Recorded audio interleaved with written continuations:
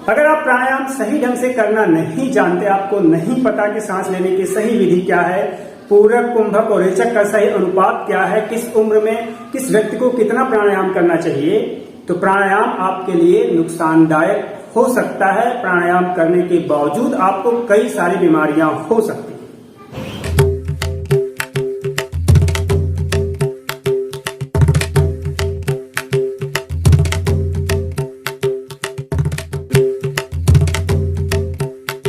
अगर आपको दिल्ली से मुंबई जाने के लिए कहा जाए और आपके पास एक अच्छे कंडीशन में कार है, लेकिन आपको कार चलाने नहीं आता सही ढंग से, तो आप मुझे बताइए, क्या आप दिल्ली से मुंबई सकुशल पहुंच पाएंगे? अगर आप जैसे तैसे पहुंच भी गए तो या तो आप कार को डैमेज कर लेंगे या अपनी बॉडी को डैमेज कर लेंगे। ऐसा ही कुछ होता है प्राणायाम के साथ। अगर आप प्राणायाम सही ढंग से करना नहीं जानते, आपको नहीं पता कि सांस लेने की सही विधि क्या है, पूरक, कुंभक और रेचक का सही अनुपात क्या है, किस उम्र में किस व्यक्ति को कितना प्राणायाम करना चाहिए, तो प्राणायाम आपके लिए नुकसानदायक हो सकता है। प्राणायाम करने के बावजूद आपको कई सारी बीमारियां हो सकती हैं। आज उसी की चर्चा करेंगे कि गलत ढंग से प्राणायाम करने पे कौन कौन से रोग होते हैं और इनसे कैसे बचा जाए। जिन ऋषि मुनियों ने अमूल्य योग ज्ञान को अपने साधना के बल पे, अपने अनुभव के बल पे हम लोगों तक पहुंचाया, ऐसे ऋषियों को नमन करते हुए आप सभी योग प्रेमियों को मेरा नमस्कार है। और अपने आप को मैं भाग्यशाली मानता हूं कि उन ऋषियों के अमूल्य धरोहर को, योग रूपी ज्ञान को आप लोगों तक पहुंचाने का प्रयास कर रहा हूं। अगर आपको यह प्रयास अच्छा लगा तो आप इसको दूसरों तक शेयर कर सकते हैं, और अगर आप चैनल पर नए हैं तो चैनल को सब्सक्राइब कर लीजिएगा, जिससे इस तरह के वीडियोज आप तक मिलते रहे। मैं हूं डॉक्टर राघवेंद्र प्रताप रमन। आज इसी विषय पे चर्चा करेंगे कि गलत ढंग से प्राणायाम करने पर कौन कौन से रोग हो सकते हैं। इस बारे में योग के ऑथेंटिक टेक्स्ट में क्या कहा गया है। हठ योग प्रदीपिका योग का एक प्रामाणिक ग्रंथ है। इसके दूसरे चैप्टर के 17th वर्ष में स्वामी स्वात्माराम जी क्लियरली मेंशन करते हैं, हिक्का श्वासस्य कासस्य शिरः कर्णाक्ष वेदना भवन्ति विविधा रोगा पवनस्य प्रकोपतः। मतलब hiccup, asthma, coughs, eye and ear pain and various other disease may arise due to disturbed vital air। अगर डिस्टर्बेंस हो जाए वाइटल एयर में, प्राणिक एनर्जी में, तो ऐसे बहुत सारे रोग हो सकते हैं। कुछ लोगों को जैसे हिचकी, खांसी, सिर और कान में दर्द, ऐसे रोगों का उन्होंने वर्णन किया है। और भी कई सारे रोगों के बारे में बताया जिनका नाम नहीं लिया, लेकिन हो सकते हैं। और आपको भी हो सकता है गलत ढंग से प्राणायाम करने पर कुछ ऐसे प्रॉब्लम हुई हो। इस पर मैंने वीडियो बनाया था कि कपालभाति के साइड इफेक्ट कौन कौन से होते हैं, और बहुत सारे लोगों ने इस पर कमेंट किया है कि लोगों को सिर दर्द, बेचैनी, हाई ब्लड प्रेशर या हिचकी, कमर में दर्द, पेट में दर्द, ऐसी चीजें हुई हैं। आप भी कमेंट सेक्शन में जरूर लिखिएगा कि कभी आपने अगर गलत ढंग से प्राणायाम किया है तो क्या ऐसी समस्याएं आपको हुई हैं। तो उन्होंने एक अलार्मिंग मैसेज दिया है कि आपको सही ढंग से प्राणायाम करना है। वीडियो की स्टार्टिंग मैंने आपको बताया था कि दिल्ली से मुंबई जाने के लिए आपके पास अच्छे कंडीशन में कार थी, कार में कोई दोष नहीं था। ऐसे ही प्राणायाम में भी कोई दोष नहीं है। आप प्राणायाम के सही अभ्यास से अद्भुत लाभ ले सकते हैं। ऐसे ऐसे लाभ आपको मिल सकते हैं जिनकी आप कल्पना नहीं कर सकते, लेकिन सही ढंग से करने पर। प्राणायाम की उपयोगिता के बारे में स्वामी स्वात्माराम जी लिखते हैं, प्राणायामेन युक्तेन सर्व रोग क्षयो भवेत्, अयुक्ताभ्यास योगेन सर्व रोग समुद्भवः। Verse number 16, chapter 2 means by the proper practice of pranayam all the disease can be eradicated and by improper practice all the disease may arise। सही ढंग से प्राणायाम का अभ्यास करेंगे तो सभी रोगों का नाश हो सकता है। सभी रोगों का मतलब उन्होंने इसके इंपॉर्टेंस पर प्रकाश डाला कि अधिकतर रोगों को आप दूर कर सकते हैं, और गलत ढंग से अभ्यास करेंगे तो बहुत सारे रोग हो सकते हैं।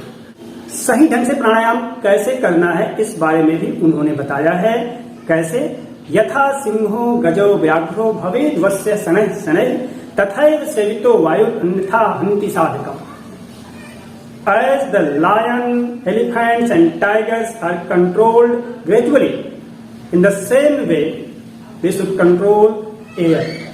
जैसे सिंह को, हाथी को और बाघ को धीरे धीरे बस में किया जाता है, ऐसे ही प्राण को भी धीरे धीरे बस में किया जाता है। धीरे धीरे अभ्यास में आगे बढ़ते हैं। ऐसा नहीं कि आपने वीडियो में देखा कि कपालभाति के लाभ बहुत सारे हैं, अनुलोम विलोम के बहुत सारे लाभ हैं, आप शुरू हो गए 500 श्लोक कपालभाति के लगा लिए, 1 घंटा अनुलोम विलोम तेजी से लेकर करना शुरू कर दे कि आपको तुरंत लाभ मिल जाएगा।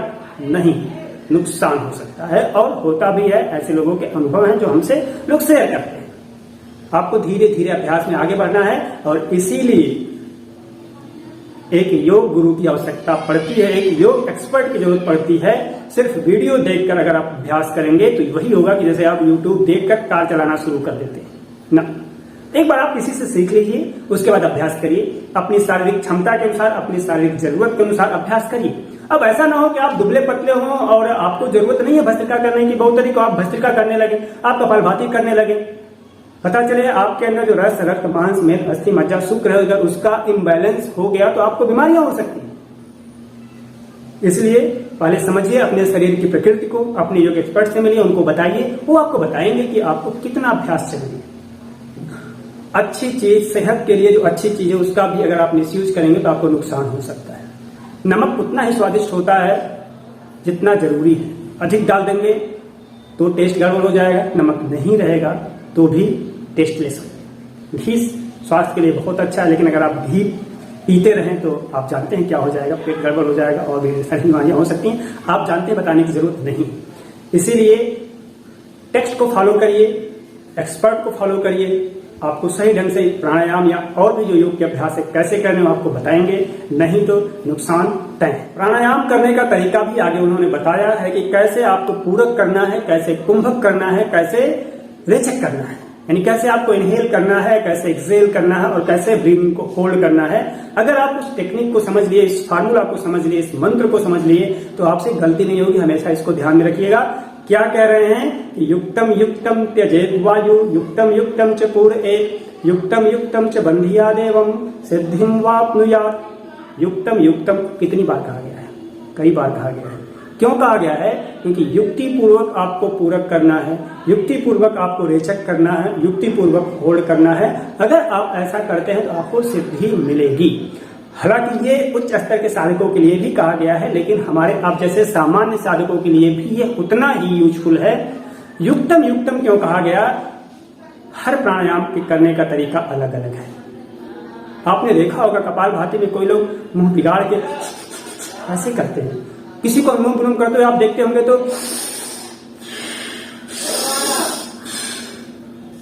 इस टॉपिक पे मैं कई सारे वीडियो बना चुका हूं। बार बार इसलिए जरूरत पड़ती है क्योंकि कई वीडियो आप तक पहुंच नहीं पाते, लोगों के प्रश्न आते रहते हैं। आप योग कम करिए लेकिन सही ढंग से करिए। इसलिए अक्सर जरूरत पड़ती है कि समय समय पर आप लोगों को लिए ऐसे वीडियोज बनाता रहूं, आपको ऐसे मैसेज देता हूं। और मैं कौन होता हूं मैसेज देने वाला? मैसेज हमारे ऋषि मुनियों ने दिया है, उसी ज्ञान को, उसी इंफॉर्मेशन को, उसी सूचना को मैं आप लोगों तक पहुंचा रहा हूं। सही ढंग से मैं बताया हर प्राणायाम करने का तरीका अलग होता है, तो जिस भी प्राणायाम में जो तरीका उसको फॉलो करिए, देखा देखी योग ना करिए। सांस लेने का तरीका कैसा होना चाहिए, छोड़ने का तरीका कैसा होना चाहिए, आप तय करिए अपने शरीर के अनुसार। अगर आप बहुत देर तक सांस होल्ड नहीं कर सकते तो आपको नहीं करना चाहिए, नहीं तो आपको सिर दर्द बेचैनी तय है, होगा, जरूर होगा। बहुत तेजी से सांस लेने छोड़ने से आप थक सकते हैं, आपकी सांसें और फूलने लगेगी, मत करिए। आप डिजीज हैं या आप वीक पर्सन है, कमजोर आपका शरीर, तो धीरे धीरे अभ्यास करिए। इसी को युक्ति पूर्वक कहा गया है, मतलब अपने शरीर की क्षमता के अनुसार। तो अगर आप इन सब बातों को फॉलो करते हैं, सही ढंग से प्राणायाम करते हैं, तो प्राणायाम से आपके जीवन में बहुत लाभ मिलने वाला है। सिर्फ शारीरिक स्तर पर नहीं बल्कि मानसिक स्तर पर भी बताया हूं कि योग से सिर्फ रोग दूर नहीं होता, योग से सोचने समझने का तरीका बदल जाता है, आपका व्यवहार बदल जाता है। आप सही ढंग से योग करिए और योग को अपने व्यवहार में लाइए, अपने सोचने विचारने के तरीके में भी परिवर्तन लाइए, फिर देखिएगा जीवन कितना अच्छा और कितना सुंदर होगा। आप योग का अभ्यास करिए, दूसरे को भी ऐसी जानकारी देते रहिए, वीडियो शेयर करिए और जिससे और लोग भी लाभ ले सकें। आप योग करें, स्वस्थ रहें, खुश रहें। नमस्ते, जय हिंद।